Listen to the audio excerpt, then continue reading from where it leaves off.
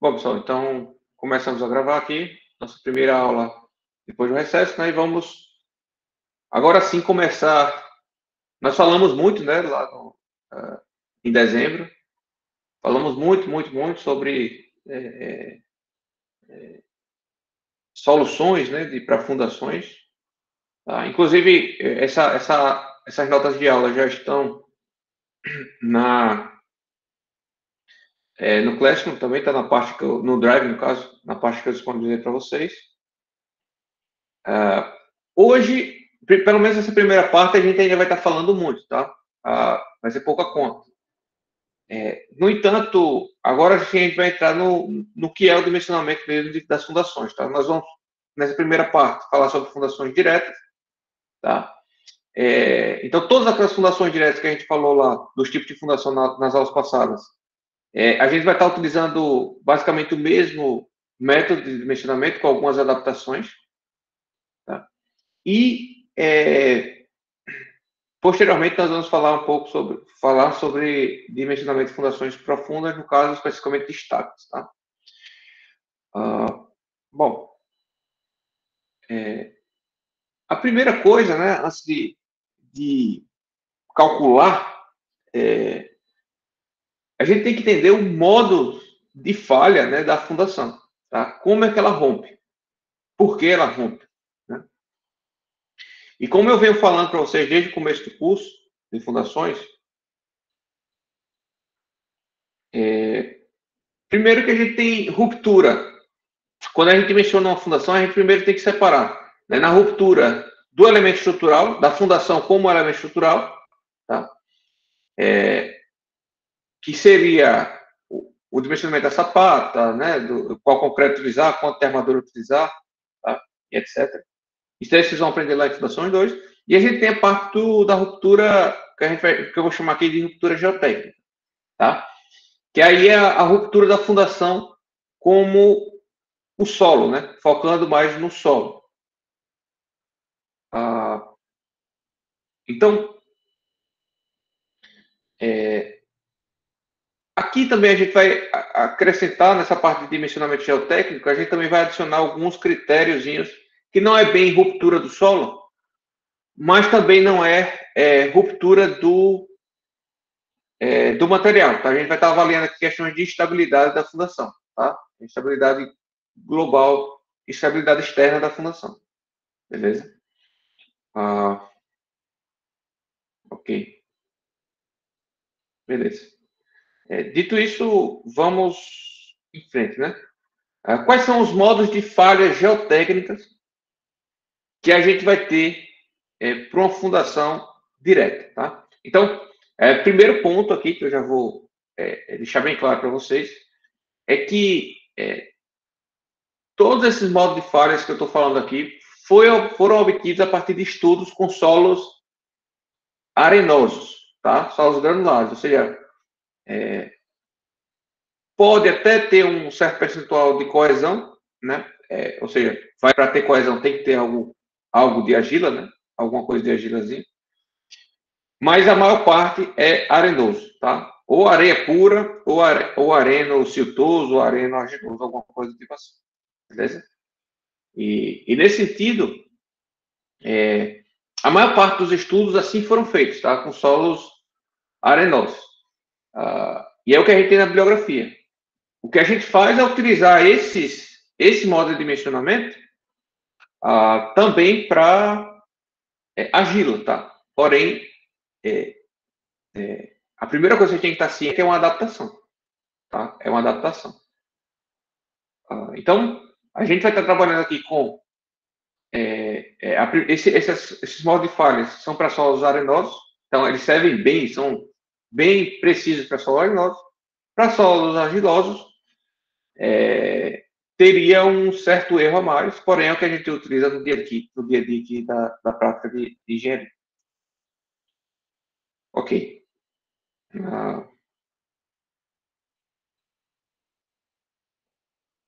Beleza. O que acontece, pessoal, é que os modos de ruptura, na verdade, não é essa imagem, tá? Os modos de ruptura são esses daqui, mas essa imagem, antes de eu apresentar os modos de ruptura, eu estou apresentando como o solo se comporta, né, em termos de capacidade de carga.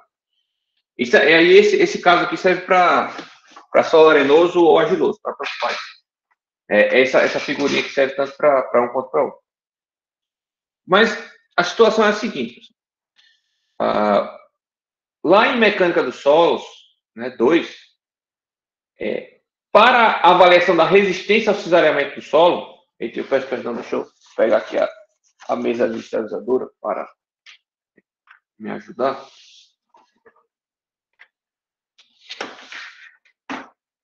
A resistência ao cisalhamento do solo a gente avaliou da seguinte maneira, olha, quando um determinado ponto material do solo ultrapassar a envoltória de Mohr, Coulomb, né?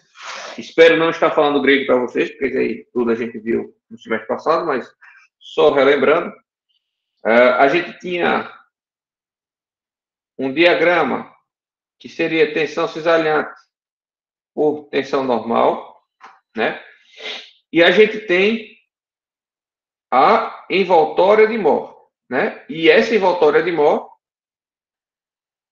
é aquela que nos indica a resistência do ponto material do solo, tá? Do ponto material do solo. E basicamente, quando essa reta, lembrando que isso aqui não é uma reta, tá? O correto é uma curva, mas a gente adapta para uma reta para ficar mais fácil as contas. Mas seria uma curva, tá? Isso aqui, correto? Então a gente admite que quando essa reta está aqui, ó, com tensão normal zero, tá? Esse valor aqui é justamente o valor da coesão do meu solo, né? Coesão do meu solo, ou seja, quando a tensão normal for zero, a única coisa que está resistindo é a coesão, tá? Quando a tensão normal vai aumentando, a minha resistência ao cisalhamento, né? A tensão do cisalhamento aqui vai aumentando também junto. Por quê? Porque à medida que eu vou aumentando a tensão normal entre as partículas, eu estou aumentando, então, a força de atrito entre as partículas e, portanto, eu estou aumentando a minha resistência contra o cisalhamento das partículas, né? Quanto mais carga de compressão eu boto entre partículas, mais difícil de deslizar uma sobre a outra fica, né? Eu acho que isso aí é até intuitivo para a gente, né? Basta colocar um livro em cima de uma mesa, aplica uma força horizontal nele, você vai ver que você vai ter uma facilidade para deslocar ele. Se você aplicar o peso do seu corpo e tentar empurrar ele, você vai ver que vai ser bem mais difícil para empurrar, né? Isso porque o atrito do livro com a mesa está bem mais acentuado, né? Então, aqui eu tenho essa inclinação vai ser justamente o meu ângulo de atrito, perdão, meu ângulo de atrito não é θ, né? A gente chama de φ, né? Vai ser o meu ângulo de atrito do solo. Portanto, eu tenho dois parâmetros de resistência, que seria a coesão, né? E o ângulo de atrito. Tudo isso a gente já viu, né?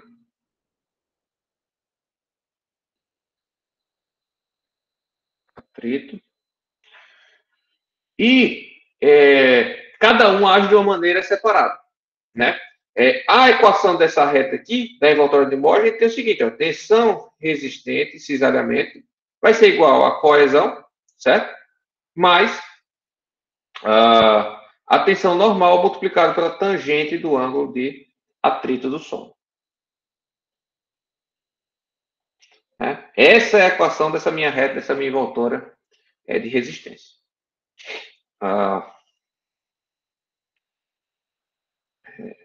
Coesão, né? Está diretamente relacionado a partículas pequenas, partículas argilosas, né? É uma cimentação natural, vamos chamar assim, podemos chamar assim, talvez bem grosseiramente, né? Por conta de forças eletroquímicas mesmo, tá? Entre as partículas. As partículas são tão pequenas, né? Que uma atrai a outra, né? devido à carga elétrica na superfície de cada uma das partículas. Tá? E nesse sentido, a gente tem a formação da coesão. Né? Quando as partículas vão ficando maiores, a gente está falando aqui de grão de areia, por exemplo, essa coesão é mínima, é insignificante, a gente considera sempre que é zero para solos arenosos. Tá? Por outro lado, o atrito entre partículas de areia é bem melhor o atrito do que entre partículas de solos argilosos.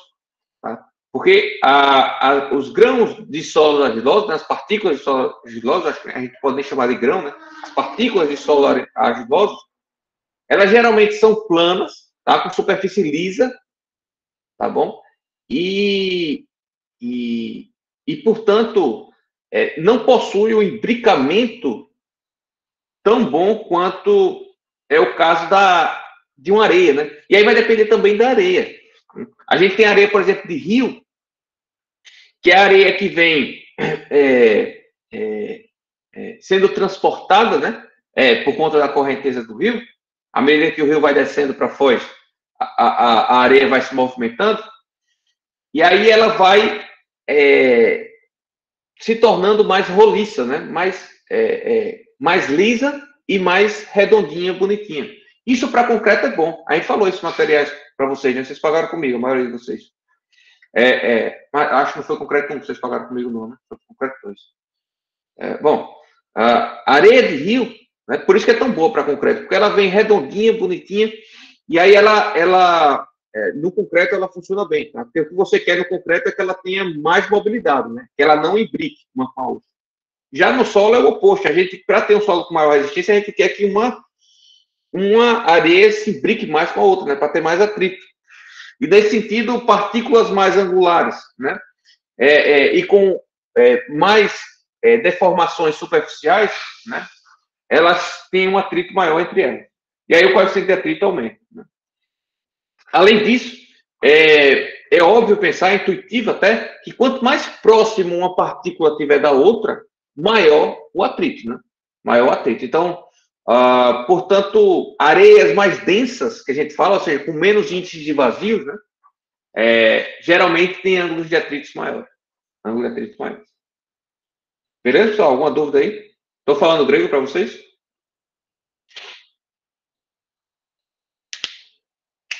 Beleza.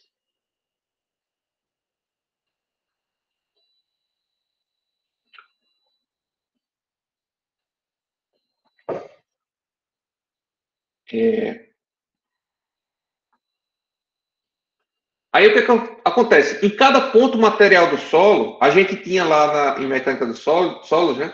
A gente admitia um estado de tensão para cada um dos pontos materiais do solo. E a gente pode avaliar cada ponto material do solo, né? E desenhar um círculo de Mohr para cada ponto material. Vamos supor, um ponto material com a coordenada x, y, z, qualquer, vai ter um círculo de Mohr assim, por exemplo, tá?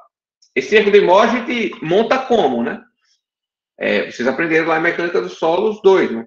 Então, a gente tem o estado de tensão devido às tensões geotécnicas, né? Então, a gente vai ter as tensões geostáticas, perdão, as tensões geostáticas. A gente vai acrescentar carga na superfície ou ao longo da profundidade, tanto faz. Ou seja, a gente vai calcular o acréscimo de carga naquele ponto material e a gente vai ter a primeira informação do estado de tensões daquele ponto material, que seria o quê? Seriam as cargas em cada uma das direções, geralmente cartesianas, que a gente utiliza. Né? Então, a gente teria o nosso elementozinho, um cubo, né? Nosso ponto, a gente vai admitir como um cubozinho infinitesimal. A gente vai ter, então, as tensões sigma Z, né? A gente vai ter aqui sigma X, vamos dizer assim, e a gente teria também sigma Y, né? Teria também as tensões cisalhantes, né, em cada uma das faces, tal, né, tal XY, tal XZ, tal YZ. Vai depender de cada caso, né? E a gente formaria o nosso estado de tensão, né? O nosso estado de tensão.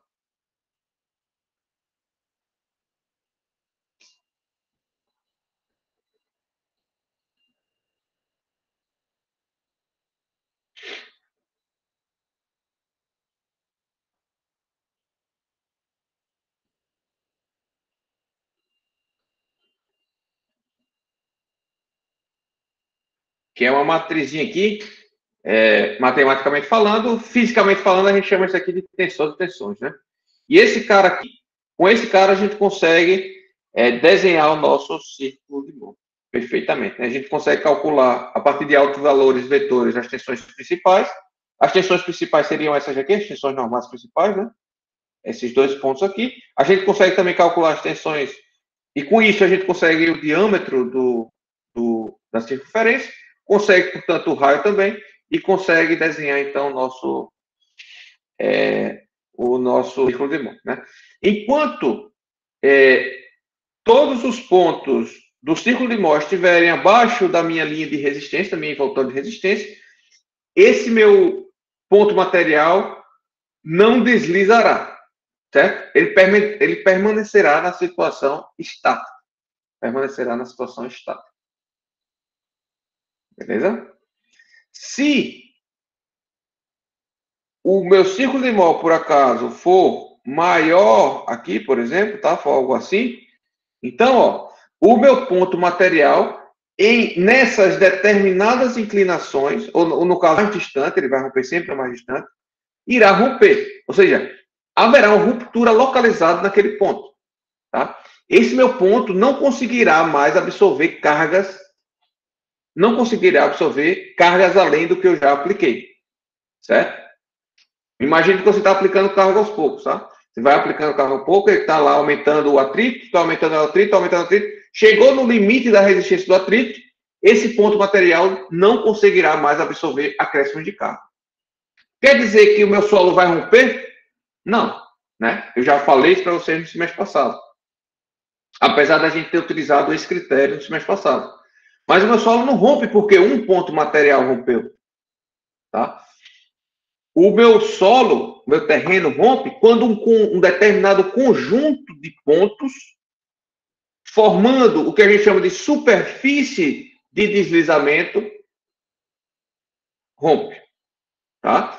Então, vê, na fase 1, eu vou acrescentando carga e cada ponto material do solo vai absorvendo esse acréscimo de carga proporcionalmente ao que eu vou acrescentando. Tá? Quando eu chego num determinado nível de carga, alguns pontos materiais desse meu solo começam a não absorver mais carga. Isso a gente chama de plastificação, ou seja, não vai mais haver para aqueles pontos materiais uma correlação elástica e direta, né, entre o acréscimo de carga e o aumento de deformação. Tá? Então, eu vou estar aumentando a carga e esse meu solo, esse meu ponto material plastificado, não vai absorver mais nenhuma acréscimo de carga. Quem vai estar absorvendo são os pontos que ainda não entraram na zona plástica, tá? Veja, aqui nessa figurinha, por exemplo, essa região já entrou, já plastificou, mas essa aqui de mais ainda não plastificou. Tá ganhando carga ainda, tá pegando carga, tá? Vai chegar no ponto que aí sim vai ter uma certa continuidade de pontos que falharam. Esses pontos contínuos vão formar uma superfície e essa superfície vai falhar. No momento que essa superfície falhar, aí eu digo que a gente vai ter uma ruptura generalizada do solo abaixo daquela fundação. Consegue compreender, pessoal, a ideia da coisa?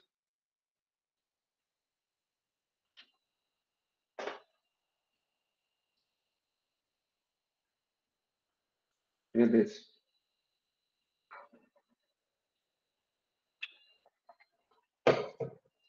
Ou seja,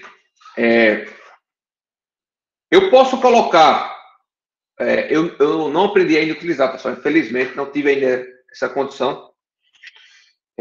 Mas, por exemplo, tem diversos softwares aí no mercado que fazem análise em elementos finitos não linear, né? Que você pode considerar, olha, o meu solo, o comportamento do meu solo, do ponto material do meu solo, né? A gente pode fazer aqui tensão, deformação, tá? Ele vai ser uma curva assim, tá? Aí, esse mesmo software vai dizer, olha, eu tenho esse modelo aqui, mas eu tenho outro modelo também, que é mais simplificado, que é uma reta assim, e depois plastifica. Aí, esse mesmo software vai me dar outra opção para modelar o solo, tá? Ele vai dizer, olha, na verdade, você pode modelar esse solo fazendo uma reta, depois uma curva, depois outra curva, assim, tá? Então, ele vai... O software de elementos finitos, por exemplo, comercial, vai me dar várias opções para modelar como é o comportamento entre tensão e deformação desse solo, né? Veja que sempre no começo você vai ter uma relação elástica linear, né? Que seria basicamente tensão igual a módulo de elasticidade vezes deformação, a lei de Hooke, né? Tá? Porém, depois, ou ele tem uma plastificação perfeita, tá? Que esse é o modelo mais simples, beleza? Ou ele tem uma plastificação variável, né? Variável. E aí o modelo vai ter que se adaptando à medida que a gente vai acrescentando carga. Então, esses softwares comerciais, eles fazem uma análise incremental de carga, né? Ele vai aplicando um pouquinho de carga cada vez, vai vendo os pontos que vai plastificando e vai eliminando da matriz de rigidez do elementos finitos, tá? Que aí é mais 500 aqui. Então, é uma análise incremental que ele vai fazendo, tá? E vai convergindo para uma solução.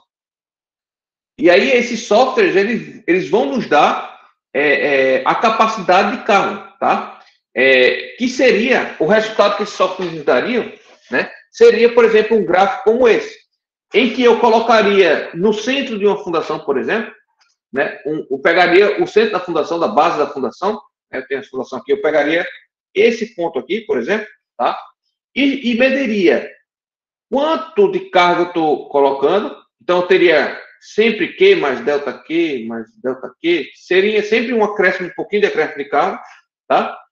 E teria uma resposta de deformada. Perceba que quanto mais pontos plastificarem abaixo do da minha fundação, maior vai ser a intensificação do deslocamento da fundação, ou seja, do recalque, né? Da base da fundação. Ou seja, no começo, eu vou estar acrescentando carga e o recalque vai estar sendo acrescentado bem de pouquinho em pouquinho, tá?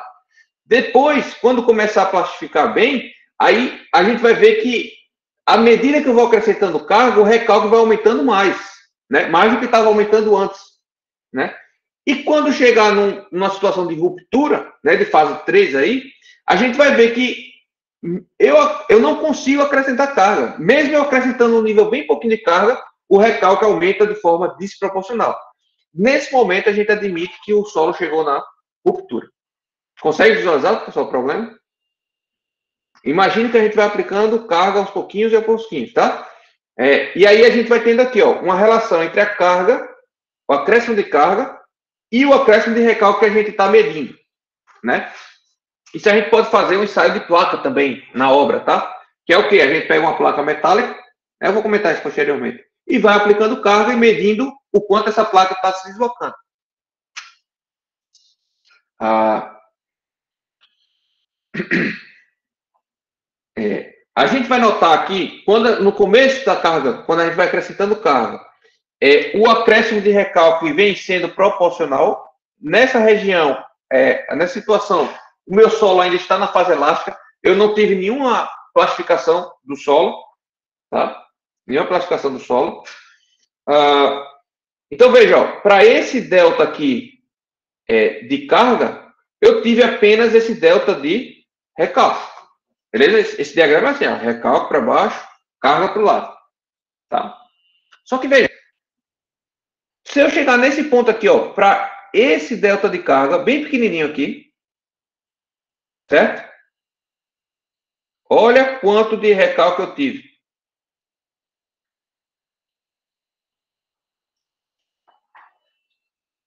Consegue visualizar, pessoal, o problema?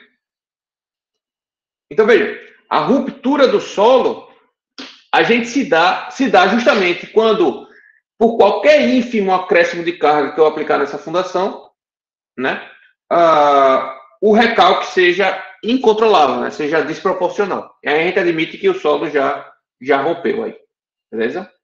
Já rompeu.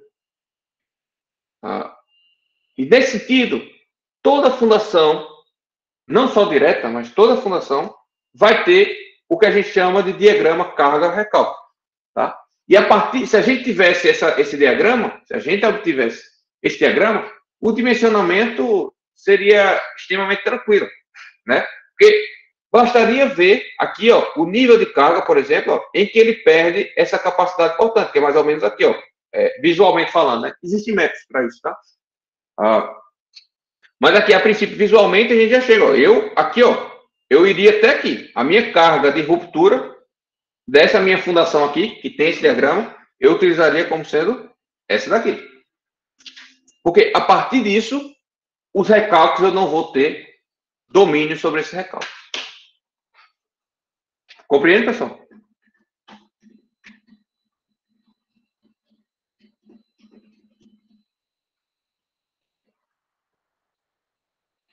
Ok.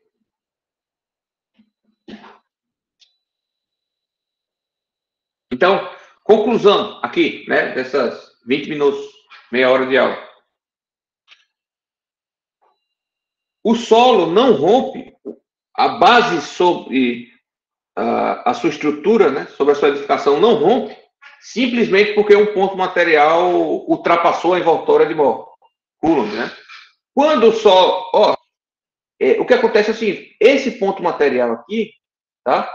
Ultrapassou a linha, a envoltória de Moore, então quer dizer que ele está mais ou menos aqui, ó, tá? Ele ultrapassou o ponto em que ele se comporta de forma elástica. Só isso. Só isso. Tá? Nada mais que isso. Porém, o solo ainda tem uma resistência residual, né? E por isso que a gente só considera que rompe quando ele não consegue efetivamente absorver mais nenhuma capacidade de carga, né? E a gente não está falando do ponto material. A gente está falando do solo como um todo, né? Da região abaixo da fundação como um todo. Né? E isso acontece quando ele perde essa capacidade quando forma a superfície de ruptura, que é essa daqui, eu acabei esquecendo de mostrar, tá? Por exemplo, ele formou essa superfície de ruptura aqui, tá? E aí vai haver um deslizamento, tá? Nesse sentido aqui. E aí a gente admite nesse ponto, nessa situação, que o solo perdeu a capacidade portante. Fechado? Podemos seguir?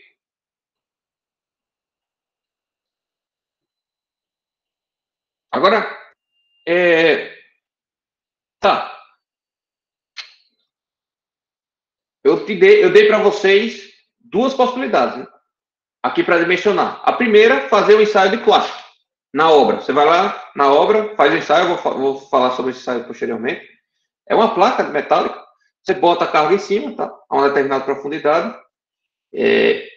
vai acrescentando carga e vai medindo o deslocamento da placa. Nesse sentido, você consegue montar esse gráfico aqui, né? Você consegue montar esse gráfico. Óbvio que você vai ter que fazer algumas correlações por conta da escala, né? Geralmente é uma plaquinha assim, ó, de meio metro, 1 metro, né, de diâmetro. E aí, você tem que depois fazer algumas adaptações para converter para a dimensão real da sua fundação, né? Mas aí você teria essa curva. Com essa curva, você já consegue dimensionar a capacidade de carga da sua fundação, tá? Outra opção que eu falei para vocês aqui, já nesse primeiro slide, seria utilizar um método de elementos finitos, né? Um software de elementos finitos, que permite a gente trabalhar com modelos não lineares, né? De forma incremental. E aí existe o Plaxis, né? Tem o Plaxis, é o mais famoso. Tem. Eita, pessoal. Tem o Midas GTX, tá? Midas, né? Chama de Midas. É coreano esse daí. Tem.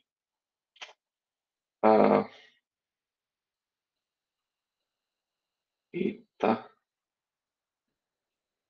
Bom, tem vários, pessoal.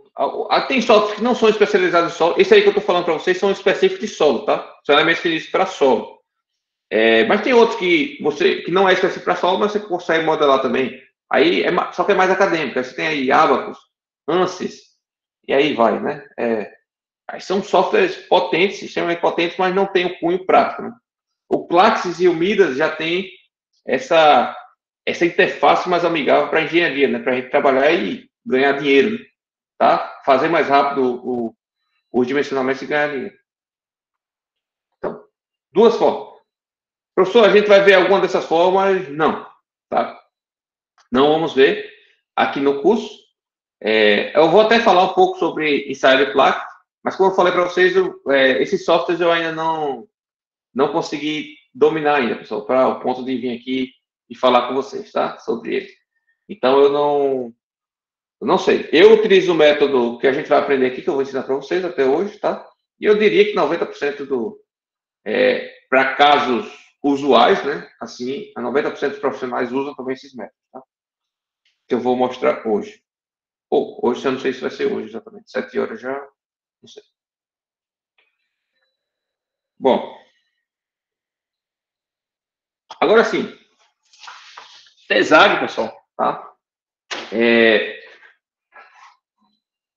Fez vários ensaios reais mesmo, tá? Reais. Talvez em escala menor ou não sei. Mas fez ensaios físicos mesmo. Em que ele pegava e foi todos para sapata corrida, tá? Para sapata corrida. Ou seja, como a sapata é corrida, por que ele fez para sapata corrida? Né? Tem uma sapata corrida é o quê? A gente já comentou sobre isso, né? Sapata corrida é um elemento bem longo, né? Bem longo. E você tem uma parede em cima, né? Você tem alguma coisa parecida, né? Uma parede, um muro, né?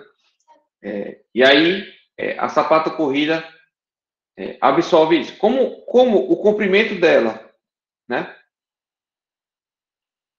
É muito maior do que B, o comportamento aqui no meio dessa fundação vai se assemelhar, vai ser bem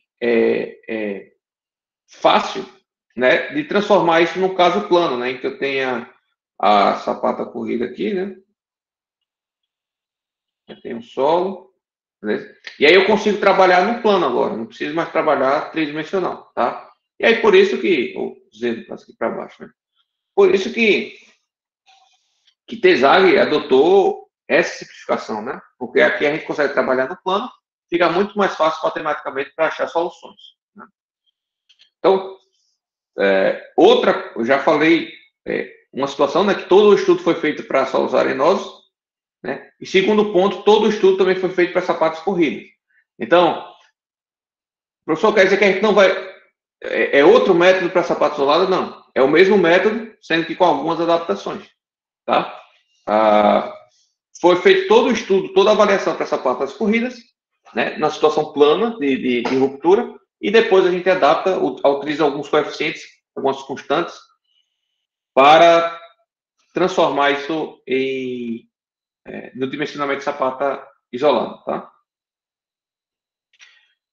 Bom, então, o que ele percebeu? Ele foi fazendo várias situações, né, várias rupturas, e ele percebeu que os pontos de falha do solo abaixo da fundação poderiam ser divididos em 3 grandes grupos. Tá? 3 grandes grupos. O primeiro ele chamou de ruptura generalizada. Tá? O segundo ele chamou de ruptura localizada. E o terceiro, ruptura por funcionamento. Então, ele percebeu o seguinte: quando o solo, se lembra que é solo arenoso, né? Quando o solo tinha uma densidade relativa maior, alta, né? Ou seja, era bem compactado, então a gente está falando aí de solos arenosos compactos, muito compactos, né?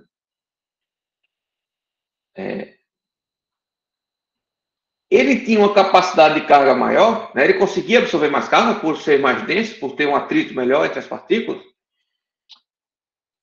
Porém, ele se classificava por uma ruptura de forma generalizada, né?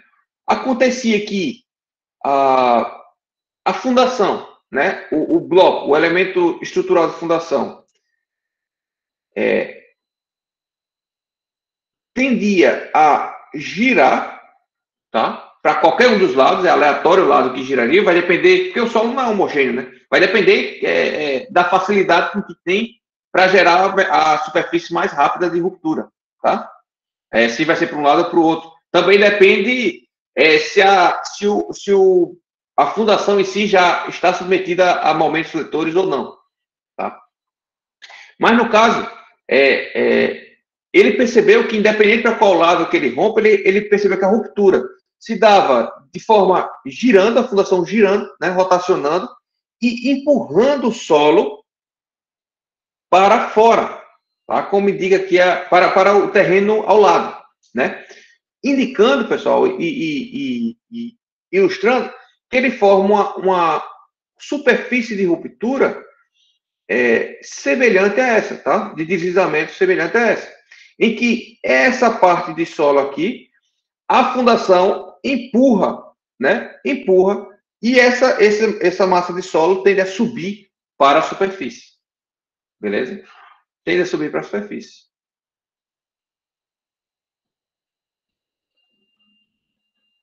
Tá? E aí eu poderia até mostrar uma figura disso daí. Consigo mostrar facilmente uma imagem disso para vocês. Só.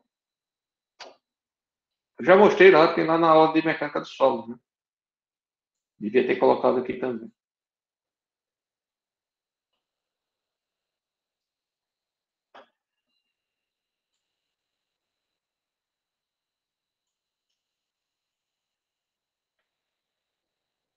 Olha só. Não sei se vocês conseguem ver aí. Vou aproximar aqui. Tá vendo esse bolo de solo aqui, pessoal, saindo?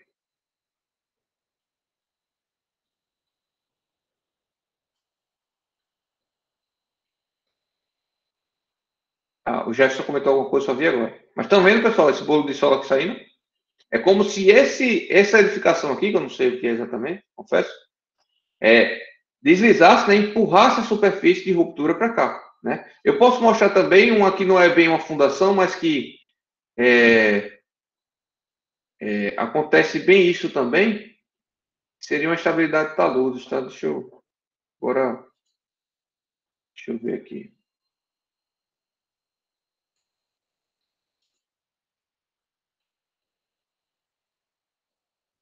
Estou procurando, tá? Só.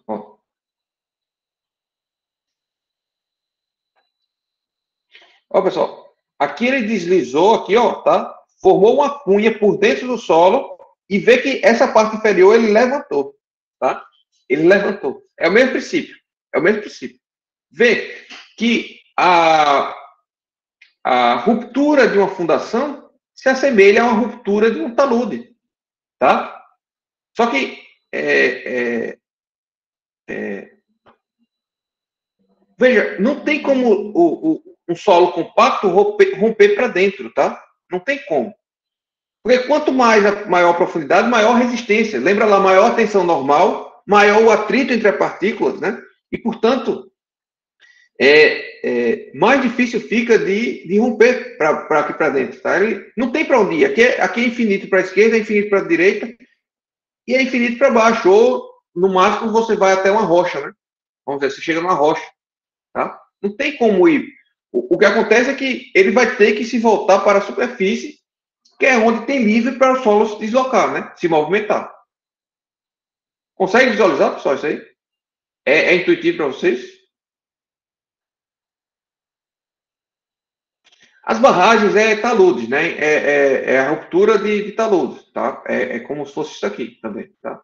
Ó, que outro, né? Vê que esse aqui, a ruptura foi superficial, ele não chegou a levantar a parte de baixo, né? Deixa eu ver. Tem uma boa que é uma de uma pista, que você vê claro, porque como é pista. Mas barragem, toda barragem é um talude, né, pessoal? Ó, aqui, ó. Ó, tá vendo, pessoal, que eu tô falando aqui para vocês? É o mesmo princípio. Só que aqui ele tende a girar daqui de cima, né? Ó, daqui de cima até essa parte de baixo. Na fundação não, na fundação tá tudo plano, né? Inicialmente. E aí ele vai tudo por dentro. É como se o solo deslizasse, esse maciço de solo aqui, né? Deslizasse todo para fora, que é para onde tem para sair. Não tem como ir mais para baixo, né? Beleza?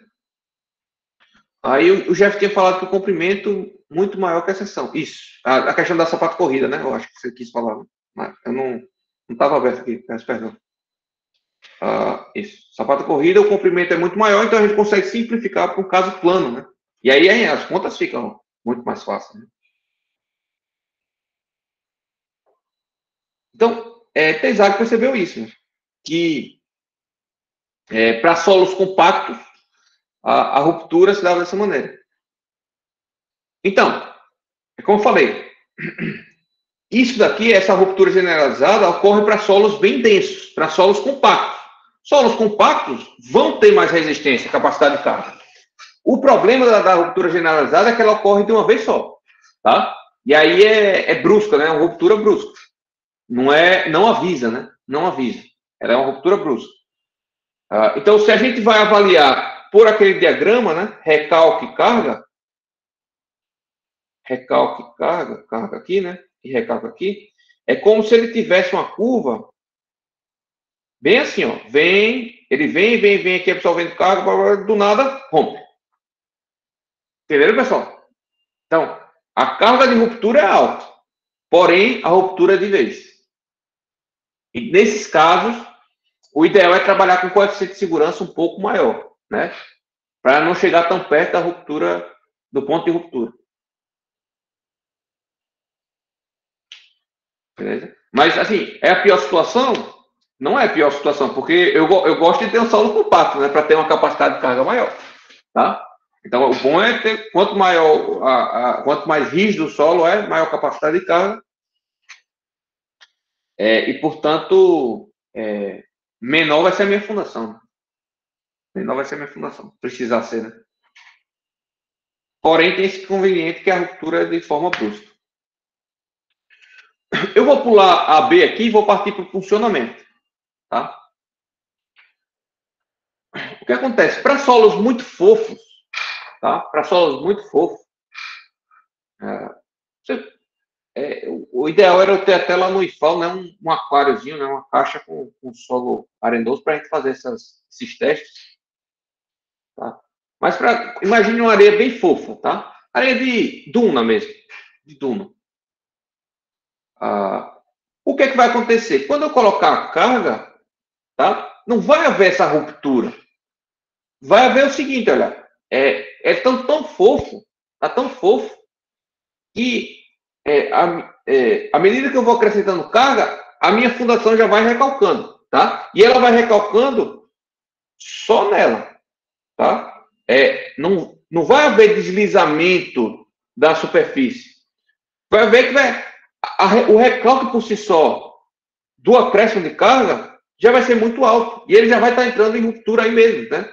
A gente, lembrando, isso, igual quando caminha na areia, né? Então,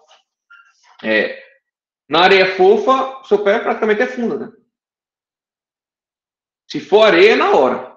Se for areia, é na hora. Agora, perceba, na hora da aplicação de carga, se a carga variar com o tempo, for aumentando com o tempo, o recalque também só vai ocorrendo com o tempo, tá, Jeff? Então, assim, porque a gente tem essa mania, né, de não entender como funciona a análise de ações de segurança em uma edificação, né? Bem, a gente dimensiona para uma carga aqui, né? Mas usualmente essa carga vai estar variando na edificação, né? Uma estrada, por exemplo, vai passar um carro, sobe um pouquinho a carga, depois passa o carro, diminui, né? Passa o caminhão, aumenta mais, depois diminui, né? E a gente dimensiona para uma carga fixa, né?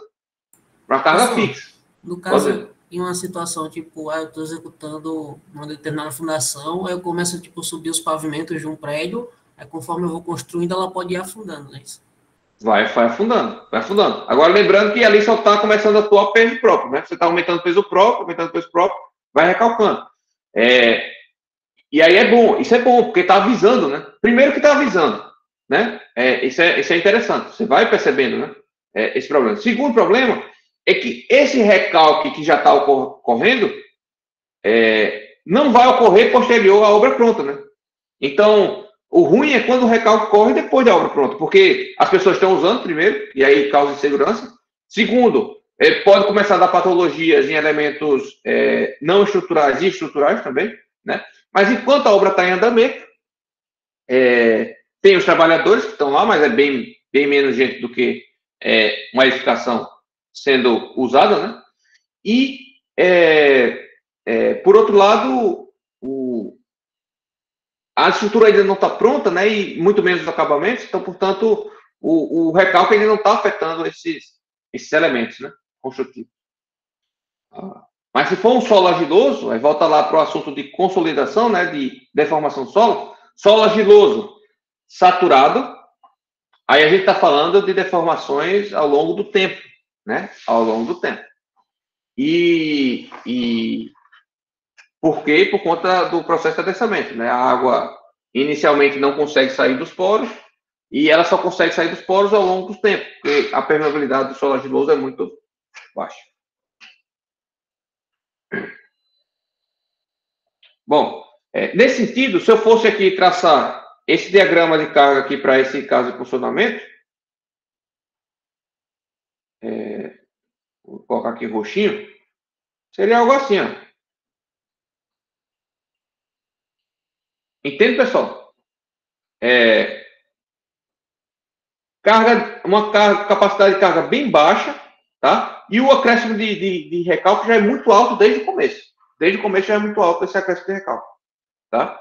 E aí a gente chama de ruptura de funcionamento, porque não forma, nem chega a formar uma superfície de ruptura, tá? O próprio solo afunda tanto, né? Que você já considera-se uma ruptura por si só, né? E aí, nesse caso, a gente não avalia nem capacidade de carga, a gente avalia, na verdade, recalques máximos, né? Recalques máximos. Basta dimensionar para ele atingir um determinado limite de recalque. Porque não tem um ponto de inflexão, né, que a gente possa dizer, olha, rompeu. Não existe. Ele vai simplesmente aumentando à medida que vai acrescentando carga, tá? O recalque. Só que a gente está falando de recalques com ordem de grandezas muito maiores para o mesmo nível de carga. O mesmo nível de carga. E a ruptura localizada é um pouco dos dois, né? É para um solo nem tão fofo, nem tão compacto. Ele vai ter uma certa acomodação inicial, né? Vai ser mais íngreme, né? Deixa eu botar aqui verde, né? Então ele vai vir aqui, ó. Ele vai ser aqui, entendeu? Uma inclinação um pouco menor aqui. Não vai apresentar uma ruptura brusca como essa daqui, né? Vai ser algo mais suave, né? Por exemplo, assim, né? Então, fica mais difícil para você visualizar, né, esse ponto de mudança, né, de comportamento, que é aquela ruptura brusca. Tá? Essa ruptura localizada, ela também se classifica por não levantar muito solo, tá? Não levanta muito solo. É como se é o seguinte, porque essa imagem não está muito boa, deixa eu tentar desenhar aqui. Tem uma fundação, tá? Tem o solo, vamos supor.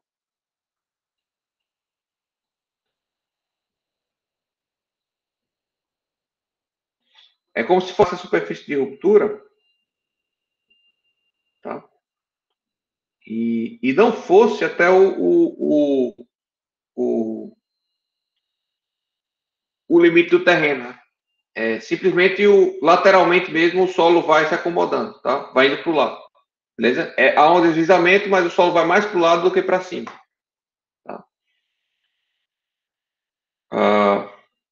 E aí fica no meio termo, né? Fica no meio termo. Perfeito? Então, esses são os modos de falha que Tesag identificou para solos arenosos no caso de sapata corrida, né? No caso do modelo plano para sapata corrida. Isso fazendo experimentos. Né?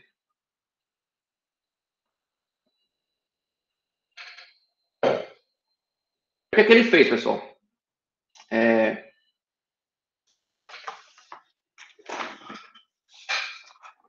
Ele fez a mesma coisa que a gente faz para... a mesma coisa, entre aspas, né? Fez algo parecido com o que a gente faz hoje para estabilidade de taludes. Pessoal, estabilidade de taludes, o que é que a gente faz hoje em dia, né? A gente tem vários métodos. E o que a gente faz? Olha, a gente chuta uma superfície e chuta uma superfície, né? Pode ser circular, pode ser poligonal, não sei. A gente chutando essa superfície, a gente divide essa terra que iria deslizar, né, sobre essa superfície em fatias, né? E para cada fatia a gente faz uma avaliação aqui, ó, na base, né, desse deslizamento, né? De forma que a gente leva a ruptura cada uma da base dessas fatias, né? E aí a gente tem o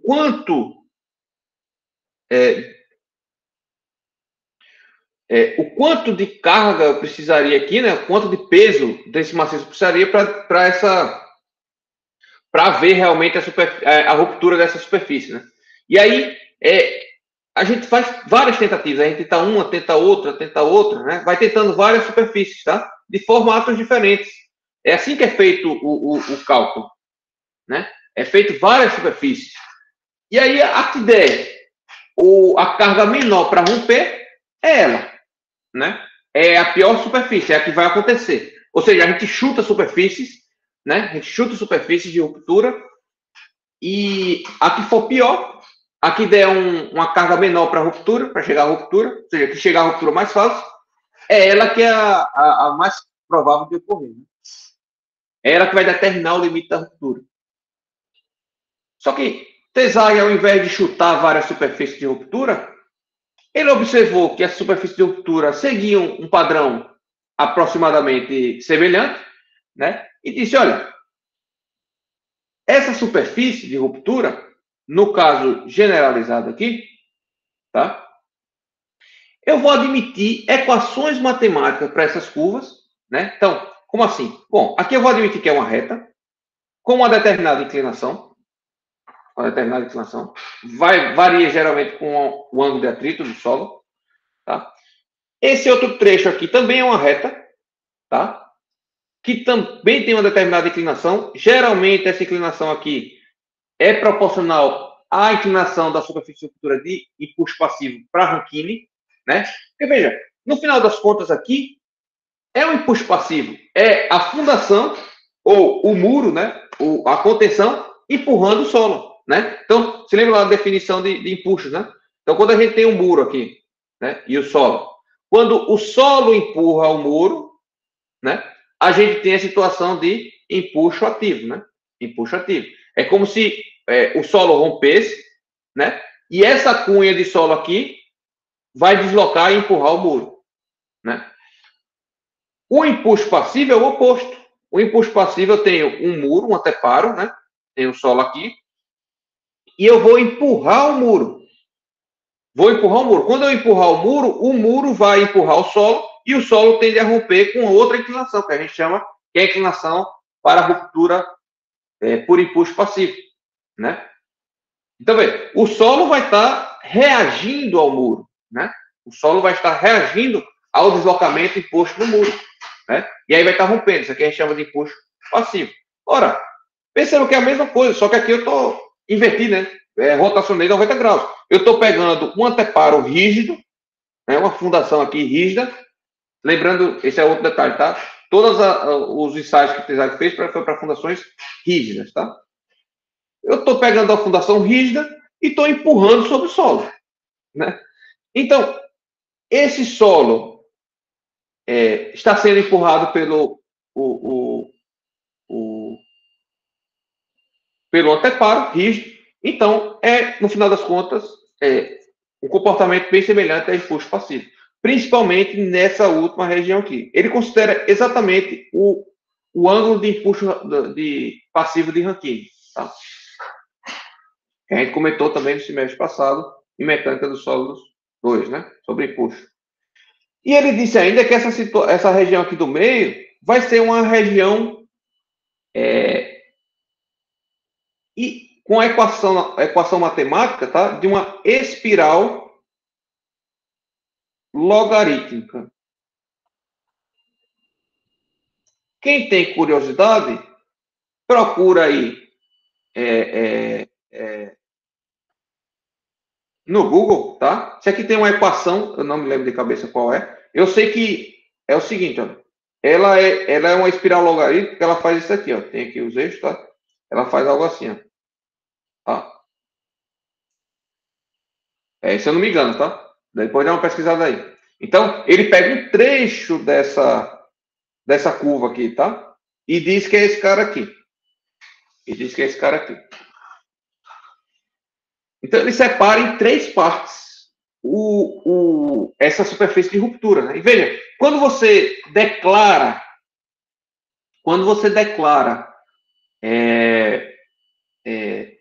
quem é a superfície de ruptura, qual é a superfície de ruptura, aí basta você calcular a força de atrito em cada um dos pontos materiais dessa superfície de ruptura, tá? Por quê? Por mol Coulomb, tá? Pela envoltória de mol Coulomb. Então, veja, esse ponto material aqui terá uma carga normal, né? Terá uma carga normal e portanto, terá uma resistência de isolamento, tá? Uma tensão, resistência de isolamento. Esse outro ponto aqui terá uma outra carga normal, né? E, portanto, terá uma outra resistência de cisalhamento. Se eu calcular a resistência de cisalhamento de cada um desses pontos, né? E somá-los, né? Ou seja, somar pontos infinitos, a gente está falando de integral, né? Integral. Eu vou ter quem? Eu vou ter a resistência ao cisalhamento dessa superfície de ruptura, né? E a resistência ao cisalhamento dessa ruptura, dessa superfície de ruptura, eu faço um equilíbrio de forças com a minha carga aplicada aqui da fundação, tá? Foi isso que o Tesago fez. É o que a gente vai fazer? Não. A gente vai usar a solução do Tesago, né? Tá? Tesago propôs a curva de ruptura. Tesago adaptou, fez todos os cálculos matemáticos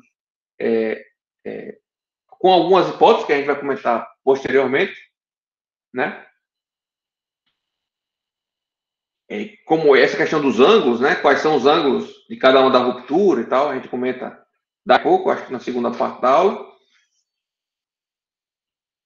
E ele conseguiu correlacionar essa carga, matematicamente, essa carga aqui, que eu vou chamar de carga P, tá? Essa carga P, com os meus parâmetros de resistência, θ e coesão. A partir do quê? A partir de toda essa correlação desse sistema que eu falei para vocês. Né? Ou seja, agora a gente não vai precisar estar avaliando ponto a ponto material.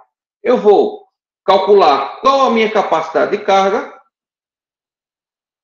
que vai depender apenas das dimensões da minha fundação, né?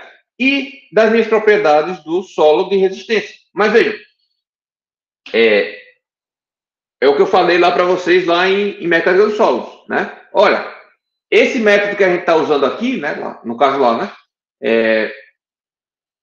Não é utilizado na prática, porque isso aqui é extremamente conservador. Isso aqui a gente não consegue ir para frente com isso, né? Não consegue fazer nenhuma obra com isso aqui, né? Mas é importante ver esse conteúdo, porque mais na frente, todos os parâmetros que a gente está utilizando aqui, todos os conceitos serão utilizados, né? E é assim que chegamos nesse momento. Todos os conceitos que foram vistos lá, o que é coesão, o que é ângulo de atrito, né? Como o solo falha, né? Até estabilidade taludes, empuxo, né? Ajuda aqui a gente a explicar para vocês como essa dedução desse equacionamento, né?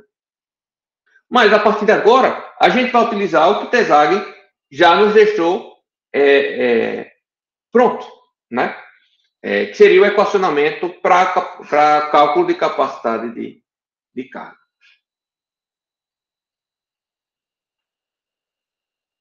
Tranquilo? Ficou confuso isso daí? É importante isso aí. Não pense em a gente vai utilizar uma equaçãozinha, então não precisa entender, não. Pessoal, isso é o mais importante vocês entenderem. Da onde é que vem essa equação? Porque a equação, vocês vão esquecer daqui a 2 meses. Tá? Eu esqueço, não sei de qual. Eu utilizo isso aqui todo dia. Eu fiz uma planilha uma vez e só aplico na planilha. Boto lá os valores na planilha. Mas eu sei os limites. Eu sei que eu tenho que ter cuidado quando é um solo argiloso, porque esses equacionamentos foram feitos para solo arenoso. Eu sei que tem que ter cuidado, né? Para o caso de solos mais fofos, porque essa superfície de ruptura aqui, Tesago calculou, foi para solo compacto, tá? Eu sei quais são os parâmetros do solo que influenciam, eu sei trabalhar com a coesão, eu sei trabalhar com ângulo de atrito, tá? Com qual utilizar, qual ângulo de atrito, qual coesão utilizar, né? Para depender a depender de cada resultado de ensaio, né, de SPT ou outro tipo de ensaio. Então, a equação, vocês vão fazer uma vez, no máximo, na vida de vocês. 2. Vai fazer uma aqui na faculdade e uma quando vocês precisarem para fazer a primeira planilha. Depois vocês fizerem a primeira planilha, para frente, bola para frente. Não vai fazer mais nada. Só substituir os valores lá, as variáveis, né? Beleza? Vocês conseguiram compreender, pessoal, como é essa superestrutura? João Vinícius aqui, ó. O professor tem como resumir o princípio de cada ruptura? Então, foi o que eu falei, né? Na aula. Deixa eu ver só se eu consigo de outra forma, né? Porque eu já resumi, na verdade. Bom, essa primeira vai existir efetivamente uma capacidade, uma carga de ruptura para esse primeiro módulo, tá? Ela forma uma superfície de ruptura e desliza, tá? E a gente consegue ver claramente pelo gráfico carga-recalque, beleza? Esse é o primeiro caso, para só os compactos. E foi todo o equacionamento que a gente vai estar desenvolvendo é para esse caso aqui, tá? Esse equacionamento que a gente está desenvolvendo, a gente também vai poder, com alguma adaptação, utilizar para esse caso B, tá? Para esse caso B. Que é um caso que vai formar uma cunha de ruptura, mas não vai ser uma cunha completa, porque não chega a romper até a superfície, tá? O solo, ao invés de ir para a superfície, que é onde ele está livre, ele vai para o lado mesmo. Porque como o solo tem uma certa... é um tanto quanto fofo, né? Mais fofo do que o da letra A, esse solo meio que se compacta, né? A fundação vai empurrando, esse solo vai sendo empurrado e vai se compactando ao lado, né? De lado. E aí ele sobe um pouquinho ou quase nada, né? Aqui na superfície. E esse funcionamento, todo esse cálculo de capacidade de carga que a gente vai fazer, não serve para esse funcionamento. Esse funcionamento, na verdade, ele não tem uma capacidade de carga. Esse funcionamento, se a gente chegar na situação de solo mole, a primeira situação, tentar evitar colocar fundação sobre solo mole, tá? Solo fofo, né? Segunda situação, se não tem jeito, a carga é muito pouca, aí o que você vai fazer é o seguinte, vai dimensionar só com bases em recalques, tá? Porque, veja, a fundação, vale ressaltar que, geotecnicamente, a gente dimensiona para capacidade de carga e dimensiona para recalque, né? Eu já falei isso várias vezes para vocês. E, nesse sentido, essa letra C, nessa situação C aqui, o que a gente tem que fazer é limitar o recalque, tá? Limitando o recalque, a gente já garante também que não vai... Porque ele não vai ter uma ruptura, né? Generalizado, como é o caso da primeira, da letra A, né? Ele simplesmente vai... À medida que você vai acrescentando carga, ele vai afundando, tá? Ele vai afundando. E aí, se você, para aquele nível de carga que você vai aplicar, você garante que o recalque não é tão grande, pronto, você pode garantir que vai utilizar naquela situação. Tá?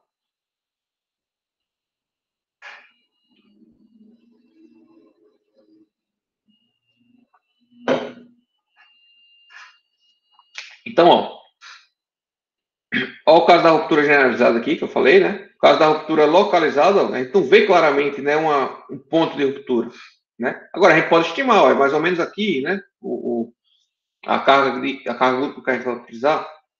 E você vê que, no caso de funcionamento, não tem. Vai ser onde que eu vou pegar? Vai ser aqui?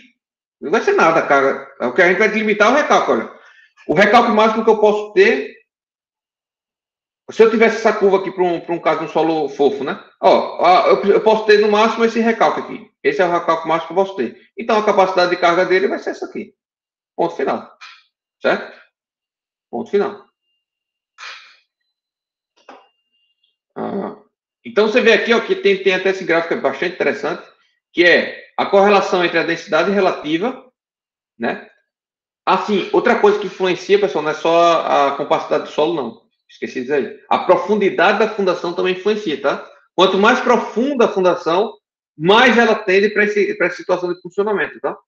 Quanto mais superficial, mais tende para essa situação de ruptura generalizada. Então, a gente tem aqui um gráfico de profundidade relativa, que é o quê? Que é a profundidade do assentamento dessa pata, que é esse daqui, dividido pela largura dela, tá? Da base.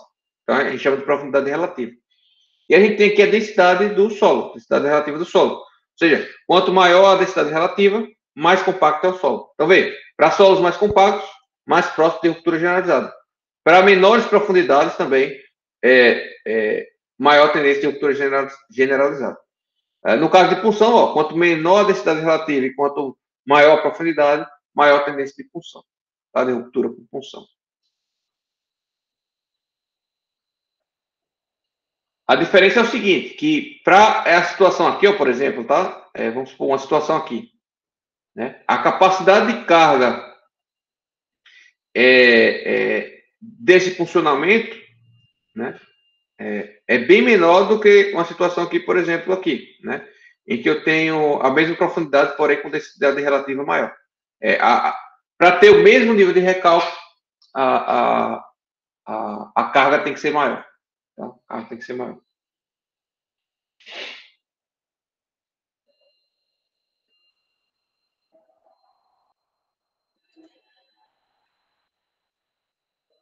E já falei sobre isso. Ó, tem essa outra correlaçãozinha aqui, tá? Que agora não é mais densidade e profundidade, é ângulo de atrito e coesão, né? Vale lembrar também, quanto mais fofo é o solo, menor o ângulo de atrito, e quanto mais mole também, menor a coesão. Então, portanto, a gente tem proporcionamento. Tá? E no caso da ruptura geral, a gente tem ângulos de atritos grandes e coesões também altas. Tá? Professor, mas coesão não foi feito para solo arenoso, ensaio? Sim, isso aqui já é um avanço que foi feito. Tá? Um avanço foi feito, uma adaptação que foi feita no método Tesago para solos argilo-arenosos ou areno-argilosos. Tá? Solo misto aí. Beleza?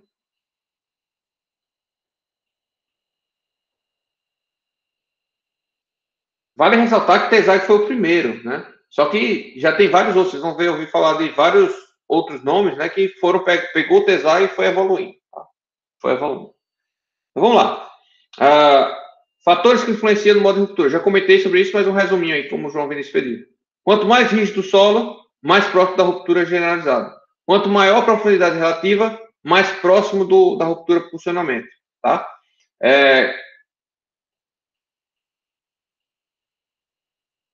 Eu não sei não, cara. Geometria do carregamento, não sei o que quer dizer. Não entendi aqui, não. Tá? A excentricidade, quando eu falo excentricidade, é momento fletor, né? Então, excentricidade de carga e inclinação da carga, ou seja, a gente está falando de uma sapata que absorve também momentos fletores, né? E uma carga, por exemplo, aqui inclinada, né? Beleza? Isso também vai influenciar no modo de ruptura, porque, por exemplo, eu falei para vocês que a sapata pode romper para qualquer um dos lados, né? Porém, se eu tenho uma carga inclinada para essa direção, a tendência maior é que ela vai romper para essa direção, né? Se eu tenho um momento nessa direção, a tendência é que a ruptura seja para essa direção. Se eu tiver momentos de cargas inclinadas opostas, a tendência é que a ruptura se dê no outro sentido. Tá? Então, tá aí. Beleza? Então, carga concentrada pode romper para qualquer um dos lados. Vai depender aí do solo, né? Da heterogeneidade do solo. Os pontos materiais do lado direito estão um pouquinho mais fofo do que o do lado direito. Está um pouquinho mais solto do que o do lado direito. Então, ele vai romper para cá, para esse lado direito. Tá? E assim por diante. Com a carga excêntrica, vê que a tendência já vai ser naturalmente ele romper para esse lado. Tá? Eu acho que isso aqui é intuitivo, né? É intuitivo. Não sei, vocês me corrigem se não for. Né? Para carga inclinada, a tendência também já vai ser inicialmente que ele já rompa para esse outro lado aqui. Tá? Então, esses fatores aqui influenciam, né? E a gente vai ver que no equacionamento matemático, a gente vai ter fatores constantes, né? Para justamente adaptar o modelo centrado, que foi feito por Tesago, né? Para esses outros casos aqui excêntricos, né? Inclinados e tudo mais. Beleza? Então, terminamos essa primeira parte teórica, né? O que é em si a ruptura, da onde vai vir os equacionamentos que a gente vai falar, tá? E agora a gente vai entrar na questão de critérios de projetos. Ficou claro, pessoal, essa parte inicial?